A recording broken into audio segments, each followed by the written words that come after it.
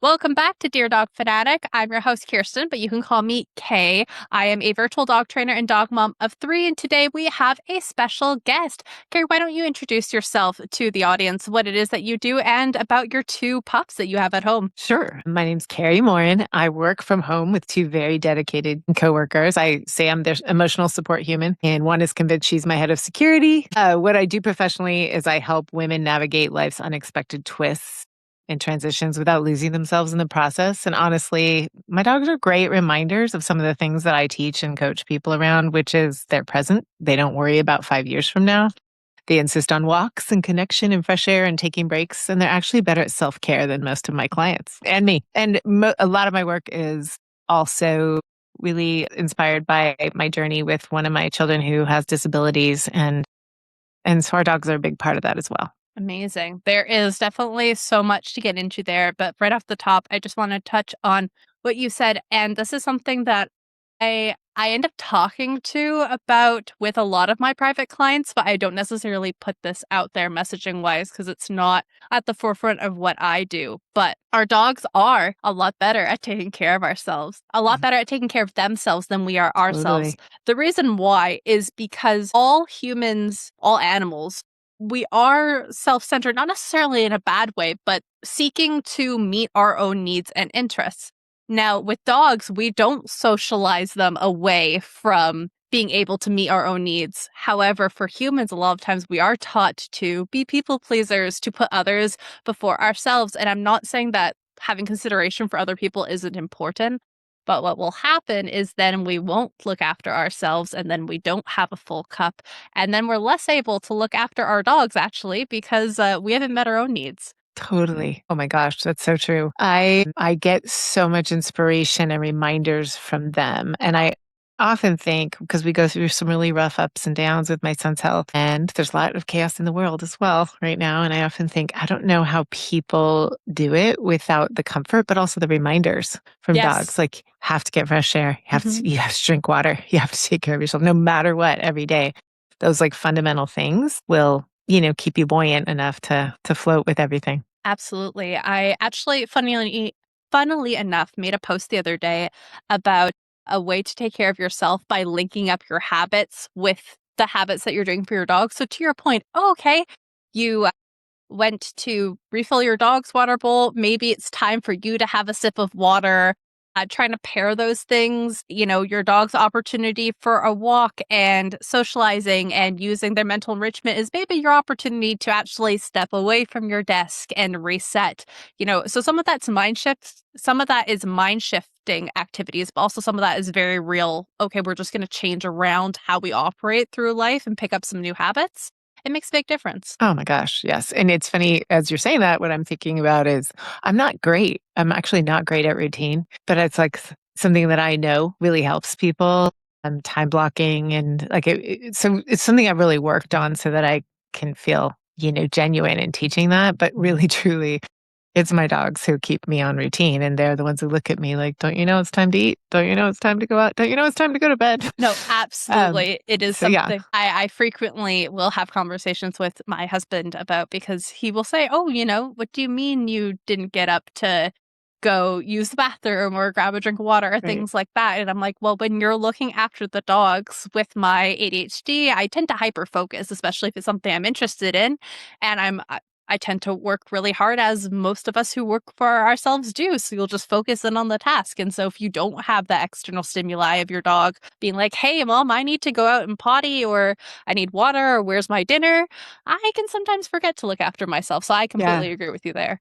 I have a question for you Absolutely. because I have one that's almost 17. I have a dog that's 5, and that this 5-year-old came at a time where things got really, really tough. Like we got her as a puppy, and then my son was in the hospital for several weeks, and I had to spend all the nights there. And so, we sort of didn't stick with all the training, and she's done great, but she definitely sleeps with us. And I would say in that time, I've gotten really bad about getting myself out of bed to do things like exercise in the morning because that's when she's super snuggly. Like I'll get Ah. back in bed and I'll bring my laptop and I'll like start answering email that way. So I'm curious, like, does that sound bad to you? Or I'm trying to spin that in a way that like that's okay, but I'm always because I'm not. It sounds like I'm blaming her. I'm blaming me, but it's like I want to get back to healthier habits, but I just love that precious time with her in the morning too. So I've kind of adjusted around what she seems to want and need, and then I kind of feed into it. No, I hear what you're saying, and this is going to be very much so a life coach reflecting back to life coach. Yes. What is Oh, it we all need coaches. exactly? Coaches need coaches, dog trainers need dog trainers as much as people don't think so. That's what the continuing education is for, Yes. people. If you don't continue to educate yourself, you get stale. Yep. It doesn't help you move forward in life. So what I'm going to reflect back to you is why is it a problem? I'm not saying that it is or it isn't, but like concretely, what is that preventing you from doing? Great question. I think because when I look back, like more than, before that, I was so much better about sticking to exercise first thing in the morning before For that. yourself, Mhm. it's For you're myself. lacking that you did previously. Yes. Is there a reason why you're not doing it now? Is it just that that's the only time block in the day that you were able to do it? Is it you feel like I am also an exercise in the morning kind of person? My husband will go after work and exercise, and I'm like, well, I walk our dogs like twice a day and then we'll go to the gym and things. And if I don't go to the gym first thing in the morning, I don't want to go after work. He's the opposite of me. So that's why I'm asking the question. That's great. I really can only reliably exercise at home. I can go other places, but not always. If my son can't be left alone at all because of seizure risk. Gotcha. So yeah, I'm a more like if I don't get it done in the morning, I will have a million other things that I'll tend to, and then the day will be over, and I'm like, oof, didn't do it. I mean, other than walking the dogs, but like the actual weightlifting or the body weight Exactly. stuff. Yeah. That's what I've recently said. I will do the dog walk as like the pre-gym cardio and then I'll go lift the Yeah. weights. Yeah. So I Right. totally hear you there. Is the 5-year-old not the 5-year-old dog? We're clarifying for listeners. I'm talking about Yes. a dog here. Is she not snuggly at any other point during the day? Because I know you're saying, oh, I want to like this time is precious, which yes, snuggle time with our dog is absolutely precious. That's such a good question because like she's often snuggly during the day while I'm working. I just can't give her my full attention the way I do in the morning. And she's very restless at night. So when she's like really sleeping deep in the morning, I just kind of soak it up. No, okay. I hear this. This makes sense. I'm hearing two sources, and I'm going to reflect this back to you, and you can tell me if I'm incorrect. I'm hearing that it's both that your dog's in a deep sleep and you're enjoying it's like watching the baby sleep or you're watching the Yes. dog sleep. It's enjoying that moment. But there's also, you are a busy mom, a busy dog owner, a busy self-employed entrepreneur. You work for Hmm. yourself, right? So it's also once the day's going, you don't have time to take a moment to stop. The answer could be no. Is there a way to fit that snuggle time anywhere else in your day? Is this possible of like I take a 5-minute coffee break and I let the dog up onto the bed and we take 5 minutes to reset? Because it sounds like you're worried about missing out on intentional time with your dog because you're so busy Hmm. and she doesn't settle as much at night is another thing. Right. Right. Nights. It's a whole other story. But yeah, it is possible. I really could do that. Tell myself that, like, I could leave her in bed. She'd probably stay in bed and then I could exercise or she'll get up and want to interact with me. But I could tell myself that we could do it later. Yeah. I'm not feeling a full buy-in from you, so I'm feeling some resistance. What's the resistance there? I think it's that maybe like her desire to do it and my, kind of underslept, overtired way of living, like those two things match up pretty well in the morning. Okay, fair. Is there, and we don't need to get into the nitty-gritty of this if you don't want to, are you leaving the house to go weightlift or No, into the gym? I do it. Like, no, we have weights here. I hear that you're limited with respect to obviously your son needs the Hmm. on care supervision, and I'm not familiar with this life, so that's why I'm asking the question. Sure. Um, weightlifting at home, does that mean that you're off duty or? No, I can get interrupted at any time. Yeah. There's a seizure alarm and stuff. Okay. So, yeah. So what is going to be, my thing was going to be, we're going to test column A, column B. That would be my Yeah. recommendation is, can we identify another time in your workday? I think there's nothing wrong with the staying in the bed and snuggling because I actually think it's doing more for you than we've even identified here, where I think that is actually making such a difference in terms of your mental health. It's the same way like some people use the coffee, and the Mm. coffee is the thing that makes us happy and ready to start the day. For me, it's getting out and walking the dogs first thing. I show up to work in a way better headspace as opposed to days where Yeah. I've had to skip that for whatever reason. So I'm reluctant to tell you to give up the snuggle time in the morning. I'm more, how can we make it so you can get the weightlifting in and that be feasible? Yeah. Is there another time in the day that you're thinking that that's possible for you to do consistently? It's so possible. I think I just have to work on like how to make it non-negotiable. But I mean, you're right. What you just said was so funny because when my husband does leave to go to work, he sometimes works from home. He brings me coffee so that I'm in bed with her and coffee, and it is the Yeah, best. So yeah, no, I I think think what I feel like you're giving me permission to do is not think of it negatively. yeah, absolutely.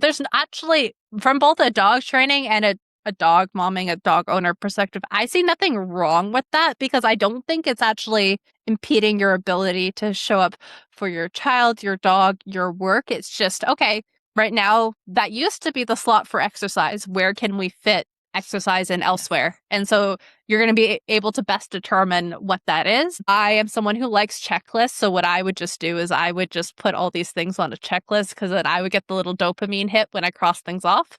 And then you'll be able to see, oh, like during the day does that feel the best for me? Because it's also, as much as people think, oh, like intuition, it can be woo and there's Yeah. scientific backing to these things. The dopamine hit does do something to our brain. It's how dog training works as well. We just create positive associations for things for our dogs that they previously had no positive association with. So Right. I think it's just about fiddling with that to see, obviously, it's something you want to do. Where can you fit it in so you look forward to it? Yes. Well, yes. Thank you. That's really helpful. It's a good reminder to not feel guilty about it. There's no need. You're Yeah. happy. Your dog's happy. What's wrong with that? Oh my gosh. This is good. Is this what I wasn't planning on coming in for coaching and advice, but that's Oh, really helpful. this is very freeform. It depends. And this is, people will ask me, oh, like, what does it mean to work with you? And I'm like, it I feel bad because I can tell you, oh, we have this number of coaching calls, or we text back and forth Mhm. every day, things like this, but I can't tell you how much of that is going to be like virtual training sessions versus coaching sessions versus behavior, because it Yeah. depends on what Right. each person needs, and I'm sure you have that with your clients as well. Totally. And yeah.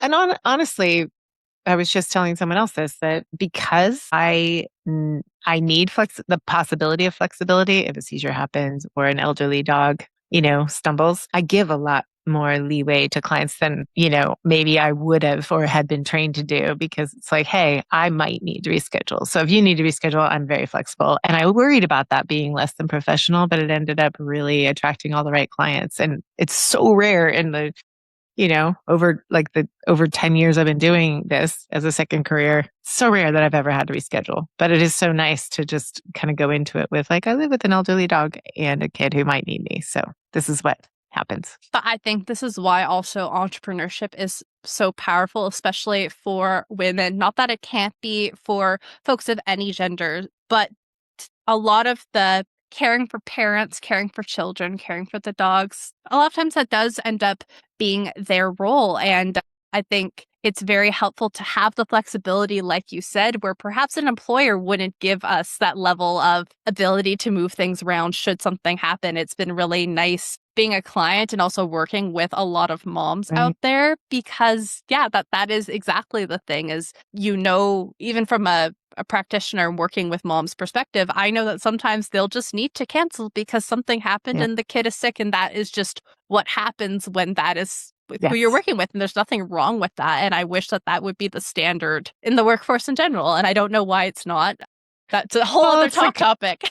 right. We talk about this a lot. Like there's the bro marketing and the bro way of doing business or the masculine way and the feminine way is really like not, setting it up with such structure. And I don't mean that male, female. I really mean masculine, feminine, right? Hmm. Because there's a lot of really incredible male entrepreneurs who do their business with a softer, more interactive way of working with people than we're used to. Yes. So I agree with that. It's funny too. I was just laughing, imagining while you were talking, so many people, including especially like, my in-laws, like they get dogs to get them active. And I have one that like keeps me. Hey, I mean, clearly they've never met. Yeah. Some of these dogs, I have three myself, one of which is a French bulldog, and I he love is those. at the one time very can be active and wanting to play and like super boisterous, or he's sleeping, and it's like one of those two. He goes between that. So when you were saying that, I'm like, I'll go and be like, yeah, guys, let's go for a walk. And I'll open the door. I live in Vancouver. We call it Raincouver here. Open the door. It's raining. And my dogs will turn and look at me like, that? You want to go on that? I'm like, yeah, come on, let's go. And they're like, okay, fine. That's so true. Our dogs are like, so yeah. I mean, she's right here. She keeps looking at me as if like she knows I'm talking about her. But it is so funny, the personalities. I love French bulldogs. What's your French bulldog's name? Kronk, if you've heard of Emperor's New Groove. Yes. Yes, Love it. yes, yeah.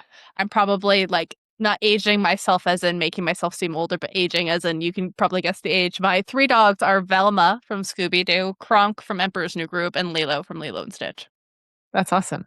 My kids named this little one Mabel from a character from Gravity Falls. I know exactly who that is, Mabel Pines. Yes. What She about has your a stuffed dog that she has to like, chew on and kind of play with to go to sleep. And we Oh, named it nooking Dipper. is what that's called. Yeah. Oh, Nooking. Yeah, it has self-soothing. huh. My Dipper Frenchie is does what it we too. named him. Oh, that's so fun. Yeah, very cute. The other one is Ozzy, and he is going to be 17 in August. Wow. What kind of dog is Ozzy? They're both Havanese. We we got Ozzy when he was 5. He was needing a home. And he's done so well responding to seizures and being just such the perfect family dog for the family that can be active or we're like stuck inside. And, depending on the day. And he just, Havanese are like, you want to hike? Yes. You want to snuggle? Yes. And so we got her on purpose. This is the first time I've always had rescues, but it's the first time we got a dog on purpose. I've heard that they're quite a versatile breed. That reminds me a lot of my Cavalier Lilo, the highest energy actually of all my dogs. And then inside, she's like curled up on a pillow, like literally like a on very clearly was meant to be the lap dog, right? On top of the pillow, not resting her head, like fully on the pillow. And I'm like, you were just wanting to chase birds 2 seconds ago, and now you're relaxed and happy. So That's awesome. good to look into Havanese. Yeah, absolutely. I've heard that they're quite versatile. They need other dogs or to be with you all the time. But yeah. Very social. How has it been with your dogs? Do they impact your workday a lot? I know obviously your kids, your son in particular, that can change around the flow of your workday. Do your dogs change the flow of your workday at all? Well, one of my work days is recording a podcast. So we've just had to roll with the barking. They're not really barky unless someone comes to the door. So that can happen. Sometimes my younger one has really bad gas. So it's pretty funny if I'm talking to someone on camera, they can see me go, Are you sure like you what don't I have a said. Frenchie? I know, right? But in general, no, they just like want to be where I am. And yeah, they sometimes like they will pick the worst times to get like wrestly and making funny grunting noises while like I'm in an intense conversation with the client and like I'm taking them through something and it's very emotional and then you can just in the background. But my clients are used to that now. Probably dog people, or at least dog friendly people. I don't know any who aren't. That's fair. You'd be surprised. I could tell a story about my sister-in-law, but we don't have enough time for that today. I was like, oh, this is my first time not meeting someone who'd like dogs. So they are out there, but I'm glad to hear that generally your clients. Yeah. And it sounds like I think this is really powerful because it sounds like you lead with and or make it very clear of, hey, I am a mom to these senior dogs, to this child that needs some additional needs. But I imagine that means that a lot of your clients, they find you because they're a good fit with you. They know what you're about already. Yes. And a lot of like a lot of what I teach from and what I, work with people is like unexpected life challenges and how to find joy no matter what. And yeah, so I definitely attract people who are caregivers. Yeah. Amazing.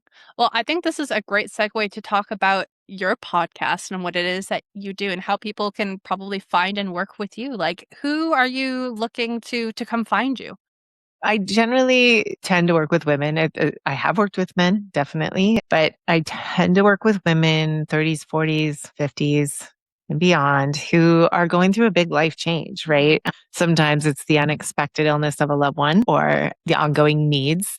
I just wrote a chapter in a book that was about that, that journey of how to kind of, meld a life around someone else's needs, but also have your own.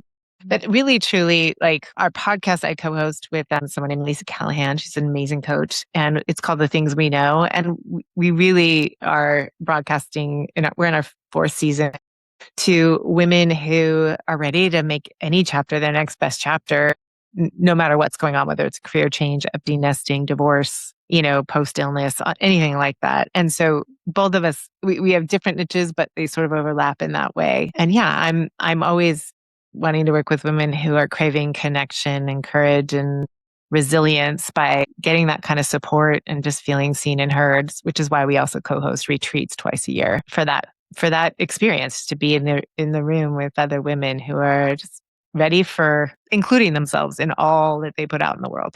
Amazing. Well, I'm going to prompt you to leave whatever social media handles that you would like, but also the links to your podcast, the retreat you mentioned, and anything else you feel like the listeners might be interested in will all be in the show notes. So please don't panic, dear listeners. It will be easily accessible to you. Absolutely. Yeah. Our retreats are called Best Chapter Yet. And you can find me at karimorin.com or thethingsweknowpodcast.com. Amazing. Well, thank you so much for coming on today, Kari. Oh, thank you. And thank you for letting me ask. It was a very spontaneous, like, woo, I can ask you. Absolutely. Well, thank you, dear listeners. I will see you next time on Dear Dog Fanatic.